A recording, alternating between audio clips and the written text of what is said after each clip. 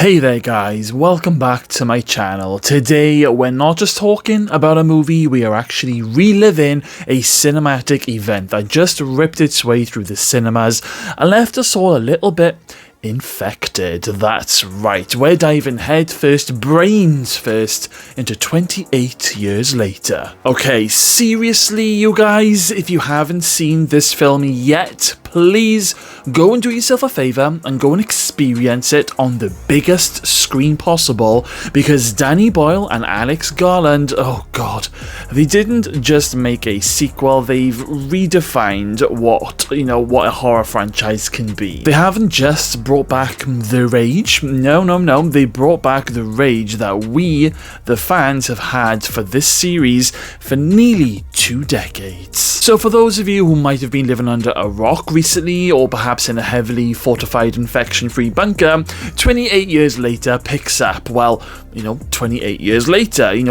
after the initial outbreak of the devastating rage virus. We've gone from days to weeks to now almost 3 decades, and let me tell you, that time jump is not just a gimmick, it's a narrative playground that, Danny Boyle and Garland exploit to its absolute fullest. The original 28 Days Later changed the game for zombie horror. It made the infected fast and terrifying, and it grounded the horror in a bleak post-apocalyptic Britain that felt chillingly real. Then we've got 28 weeks later that amplified the chaos. You got the military screw-ups, and it gave us some truly iconic, brutal set pieces. So the question on everyone's mind is, what could 28 years later possibly add to this already legendary canon? And the answer to that question, my friends, is layers. So many different layers. This isn't just about running from fast zombies anymore. This film delves deep into what happens when humanity tries to rebuild,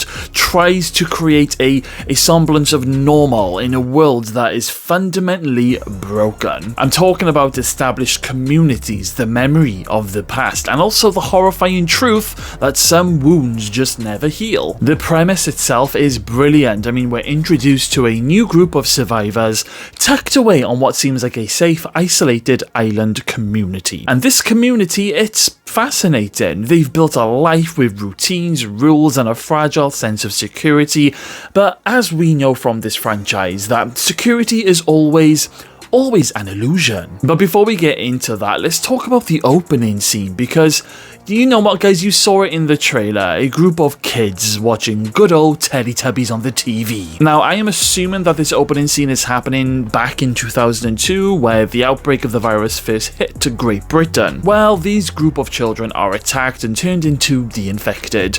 However, we do have one surviving little boy who ends up hiding at his father's church while his father is being eaten, and this young lad is called Jimmy. Then we fast forward 28 years later, and this is where we are introduced to this new group of survivors on this island just off the British mainland. Now, we don't hear anything more about Jimmy, not until the very end of this film, which I will get onto in just a moment, but just remember the name Jimmy. Now, this film immediately sets a tone of dread. You feel the weight of those 28 years. The world isn't just ravaged, it's being reclaimed by nature, by silence, and by echoes of what once was. And then the rage, it's still there, still horrifying, but it is different. Of course, a lot of the infected have evolved, they've learned how to survive, they don't just starve to death anymore, they've mutated into some weird infectious creatures. There's some that like slither around on the floor in the woods eating worms. You've also got these giant infected creatures who aren't so easy to kill as the standard infected zombies, and they are much stronger because they will literally grab the top of your head and just pull your head completely off its body, along with the spinal cord that's attached to the back of the head, just dangling there like a soap on a rope. And you know what? When we first see that happen in this film, my mouth literally dropped open because it completely caught me off guard. It was horrifying, it was brutal, but it was also very cool at the same time. So let's talk about this amazing cast that we've got. We've got Jodie Comer, Aaron Taylor Johnson, Alfie Williams, and Ralph Fiennes, and this is just an absolute masterclass in acting. I mean, Jodie Comer as Isla, my gosh, she is just phenomenal. I mean, you know, as Isla, she portrays a very sick mother grappling with impossible choices, confusion, navigating a world that demands constant vigilance. Her performance is raw, emotionally resonant, and utterly captivating. You feel every single ounce of her fear, her determination, and her desperation. She truly carries so much of the film's emotional weight, and it is a testament to her talent that she makes you root for her so hard, even when she's, you know, making morally ambiguous decisions. Aaron Taylor Johnson as Jamie, he is the catalyst for so much of the film's tension. His character's journey to the mainland sets everything in motion, and his performance is a brilliant blend of this weary resilience, you know, a lingering hope that's constantly being chipped away. He perfectly embodies the idea of a person who has really been through it, and he has survived for so long that survival itself has just become his entire existence. Now, his interactions with his son Spike are heartbreaking and also beautiful at certain times, showing the deep bond that's forged in a brutal world. And on the subject of Spike, played by Alfie Williams, this kid is a revelation. He's not just a child in peril, he is a product of this new world, resilient and observant, but still holding onto a glimmer of innocence. His perspective is key, and he delivers a performance that is far beyond his years. The film really puts him through the ringer, and his ability to convey fear, confusion, and then, you know, a sense of urgency is just truly remarkable. And then, of course, we've got the legend himself, Ralph Fiennes as Dr. Kelson. Now, without giving away too much, or, you know, giving away specifics, his character adds a very fascinating, morally complex dimension to the narrative, and a lot of the scenes that had him in it were really truly haunting, and it will stick with you long after the film has ended. He's not just a villain, he is a survivor, twisted by the years and the horrors that he has witnessed, and his philosophy on how humanity should exist in this new world is chillingly believable. Let's talk about the scares. Are there scares? Of course there are. Are they effective? Absolutely. Now, Danny Boyle knows how to build tension, and he knows how to make you jump, but he also knows when to let the psychological horror creep in. And the gore, oh yes, there are some gory scenes in this movie. It's brutal, it's unflinching, and it's impactful, but it's not over the top. It serves the story, reminding you of the horrific stakes and the sheer savagery of the world. And there are some truly wince-inducing moments, but they are earned. Now, while I did really enjoy this movie, I do have to say that it does feel very different to the first two movies, which I do feel might disappoint some viewers. But if you think about it, guys, 28 years later, things are going to feel a lot different. It's a very different world to the previous two movies. Now, I did notice that they didn't play the soundtrack House in a Heartbeat, which I was slightly disappointed with. However, I do feel that Danny Boyle is saving it for part 2 of this new trilogy, which I believe is coming out in January of next year, because, you know, they were filmed back to back. Now, I don't want to spoil too much of the storyline, especially the stuff that happens in the third act of this movie, because there are some really truly haunting and heartbreaking scenes that I feel you should go into completely blind. Don't let anyone ruin it for you. But there is a bit of a twist that involves a baby that I feel will play a huge part in the next two movies in some shape or form. But let's talk about that very, very, confusing ending, because it kind of leaves things up in the air while at the same time introducing us to these bunch of new characters in those final few moments. And one of these characters is Jimmy, the little boy who hid in the church at the start of the movie.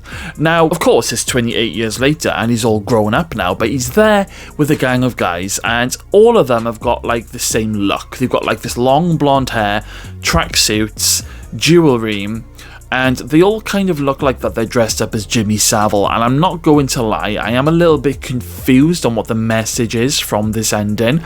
Are these guys posing as Jimmy Savile because Jimmy Savile was the ultimate source of evil, and they want to dress up as him to show I don't know, the rest of this messed up world that they are not to be messed with? Or do they see Jimmy Savile as a hero? Because if you think about it, In the 28 years later world, Jimmy Savile's crimes would never have come to light. He probably would have been eaten by a zombie.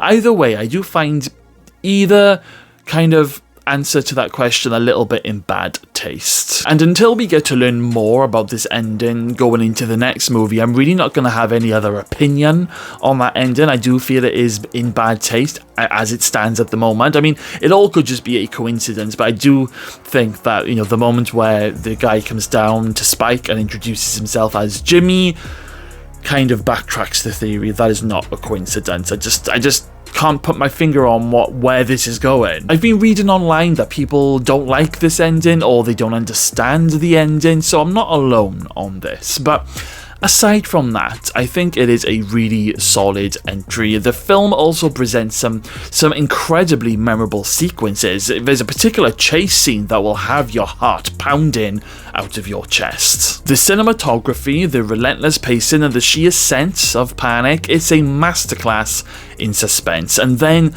there are also, you know, the quieter and the more sort of like disturbing moments, like exploring abandoned structures that hold the ghosts of a forgotten world. I did find a little bit of the pacing a bit weird in the middle of the movie, but it's nothing huge and nothing really alarming, so to speak. I think the fact that they've already confirmed, you know, another film 28 years later, The Bone Temple, and that a third film is also being planned, that just tells you that they have big plans and a grand vision for this new chapter. And honestly, after seeing this one, I do have full faith in their ability to deliver. They're not just, you know, milking a franchise. I feel that they are evolving it. I mean, there is a reason why we've waited so long for this movie, and yeah, let's just wait and see what the next one brings. So if you are a fan of the original films, then you owe it to yourself to go and see 28 years later. If you're a fan of intelligent, terrifying, and deeply human horror,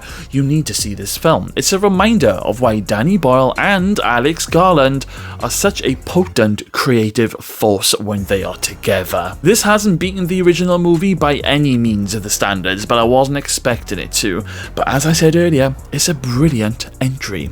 So all in all, I am going to give 28 years later a very big juicy 8 out of 10. So guys, what did you think of 28 years later? Did it live up to the hype for you? Were you terrified? And what were your favourite moments? Let me know. Let me know all of your thoughts in the comments box below. And on that note, guys, that is a wrap. Thank you all for watching today's video. Make sure you do smash that subscribe button. Stay safe out there, and I'll see you all in my next video.